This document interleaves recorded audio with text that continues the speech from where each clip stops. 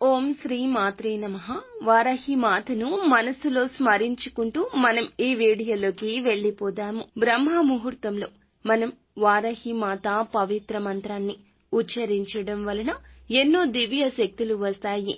కార్యాచరణ శక్తి వస్తుంది, మానసిక బలం ఏర్పడుతుంది, ఏదైనా సాధించగలము అనేటటువంటి యోచన కలుగుతుంది, అన్ని పనుల్లో విజయం దక్కుతుంది, మనలో ఒక స్ఫూర్తిని నింపుతుంది. వారాహి మాత మన కష్టాలు అన్నీ కూడా దూది పింజల్లాగా మటుమాయం అయిపోతాయి వారాహి మాత దివ్య మంత్రంతో. ఈ యొక్క మంత్రాన్ని బ్రహ్మ ముహూర్తంలో అంటే తెల్లవారుజామున 4 గంటల నుంచి 5 గంటల మధ్య ప్రాంతంలో 108 సార్లు ఉచ్చరించండి.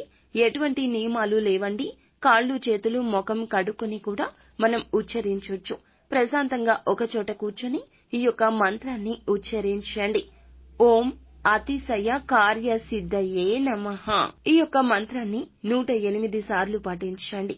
మీకు ఇంకా ఇతరత్రా ఎటువంటి సందేహాలు సమస్యలు ఉన్నా, మీ యొక్క కష్టాల నుండి సమస్యల నుండి గట్టెక్కాలి అన్నా వెంటనే నమ్మకంతో మా గురువు గారికి కాల్ చేసి సంప్రదించండి.